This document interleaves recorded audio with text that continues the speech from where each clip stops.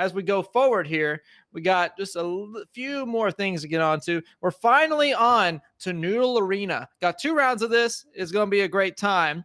And it looks like we'll have a nice little description coming up here. You got 2 rounds. Everyone fighting with Noodle only. You must land inside the Arena of Elders, the only possible place we could have a Noodle Arena. You imagine this is going to be a light show. Oh yeah, this is going to be one of my favorite games. It comes down to pure skill. There's nothing else that's going to be really coming into play other than your movement, your ability to hit those shots, and your ability to work within the chaos that is Spellbreak. It's got to be one of the oldest running kind of mini games that's been floating around in the community for a while. But seeing it put on by Element and seeing all of these competitive players come through and just these large numbers is just such an exciting thing to see go down. They had something like that very back in the day with the scout class. They kind of morphed that to the foresight talent.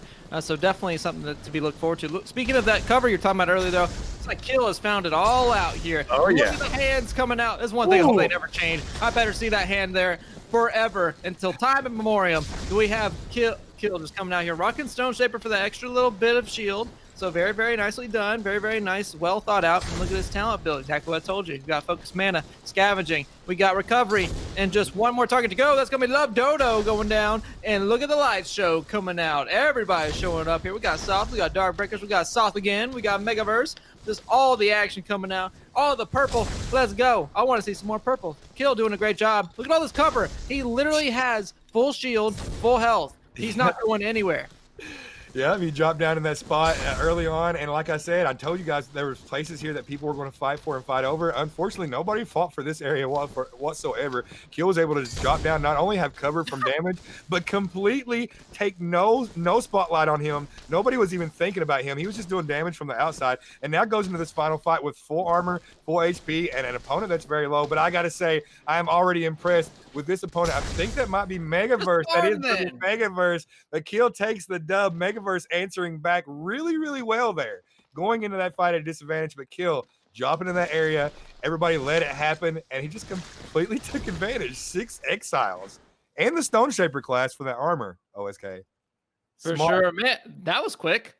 That was easy. The first one we ever did took a lot longer, but Kill's just out here like, you know what, it's gonna be making like clockwork here, you know? It's gonna be like the assembly line. I'll do my job. You just keep on coming. We'll go ahead and hammer out this one. We'll hammer out this one. We'll hammer out this one. 5 exiles in about 5 seconds. That's all you get. Kill's just out here farming. But we're going to jump in down round 2 of Noodle Arena, and we're getting ready to start this up. And it is going on already as we see Roaming Gnome, not necessarily hiding, but in a good spot, finds a player chasing him down in the form of this cartographer here. Able to hit a lot of noodles, but a lot of noodles being rained back on the Roaming Gnome, now going down to less than 40 HP. And there's another one and another one, only a couple of shots away from out of this lobby, and that's going to be Megaverse securing that exile on the Roaming Gnome. Solar Bear getting one on the Spangling one. Casper taking out Sid, and Bottom Trap taking out Sleeper. Megaverse coming through again and just throwing down the love. Elisa going down. Dory with Robo Pizza, Casper, Kill, and T-Foul. Ooh! And there's another one. Megaverse has got 3, OSK. What's going on? Yeah, you know, Megaverse got 3, but another important part is that T-Foul actually, that's Kill going down, so he's not going to win this one. But T-Foul took out Dark Breakers. So this might just be the sealing moment of time where T-Foul breaks ahead, but Megaverse going to put a rain on his parade very, very early on. Megaverse ruining the day here.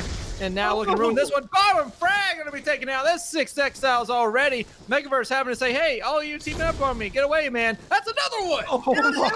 Going to go down as well. Is this another one? Are we going to see another one? It will. Megaverse sees Solar Bear. That's 8 exiles, baby. And now we got one more to go. Oh, Casper, or Eureka's rather, going to take Casper out right there. Megaverse has an uphill battle to go here. Going to have to go ahead and dip around here. And look at this. He's got the crate. He's got the cover. He only gets hit if he wants to get hit. And now Megaverse just trading back and forth and back and forth. Eureka, Megaverse, who will come out on top?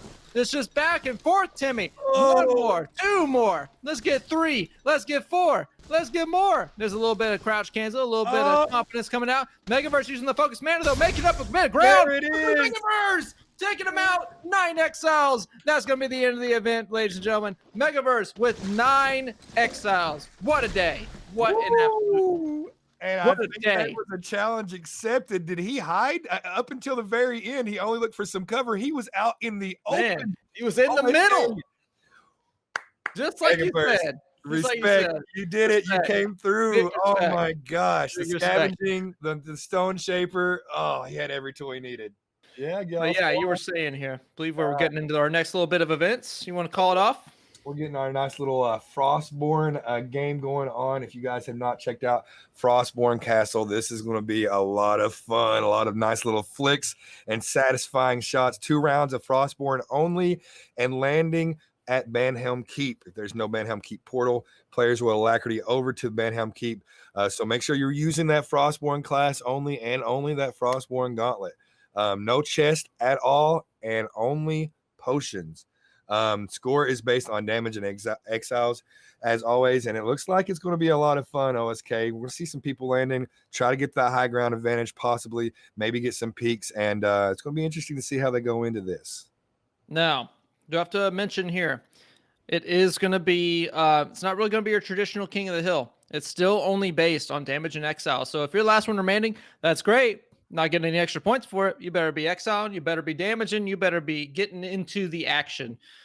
It looks like we're finally going to jump into some Frostborn Castle. As we looks like making it in.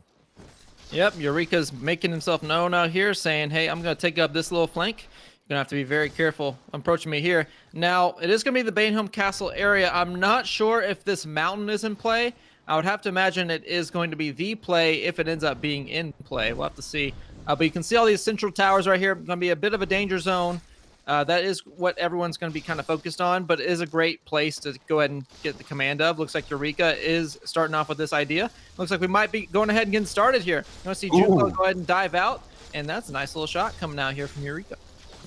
Quick little flick onto this aerialist skin that did not know that or Eureka's had eyes on them, and it looks like it's going to be a big mistake as Eureka's is able to do a large bit of damage. Doesn't feel comfortable with pushing in, but drops right down into a flash freeze, and there we go. We see it, OSK, people freezing them up, trying to punish them, but it looks like he didn't really take much damage. He was frozen statue, completely stone, but didn't really damage, didn't come out from anywhere. We see T-Foul trying to drop out a little bit of damage. It takes a little bit too much for comfort, using that alacrity to get out of that hot area and try to maybe heal up. Roaming Gnome now try to get that real close flick onto this opponent here, and it looks like the Noodle's going to come out and exile Doc Fire. Look at the Roaming Gnome with the Noodle, the first exile on the scoreboard, and now finds another one.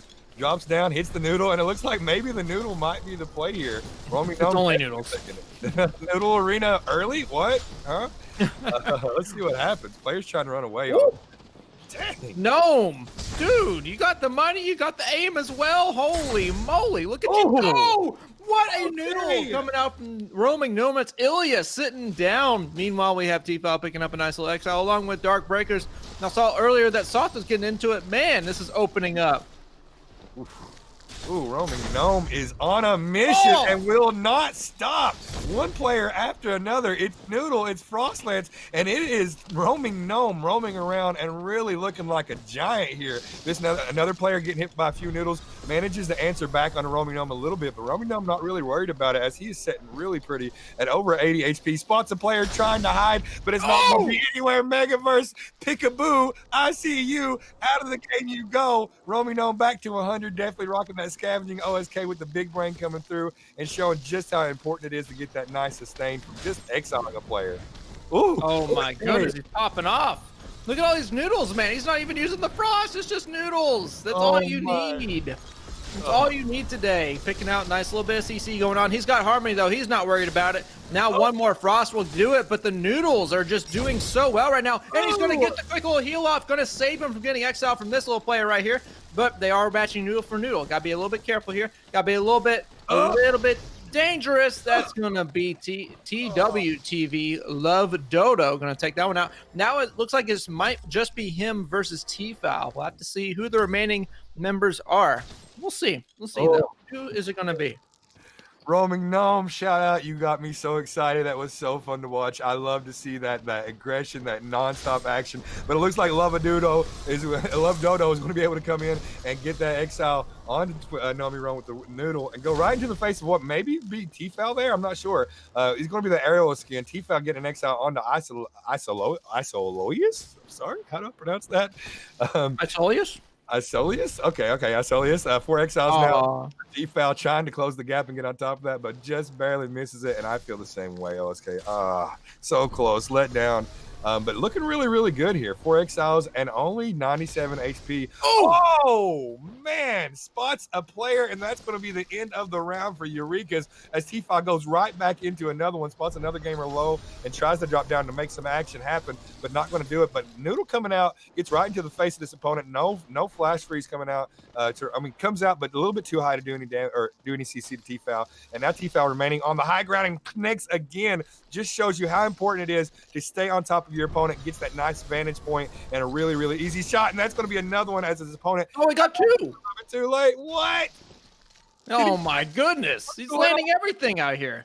Oh, OSK, what's going on?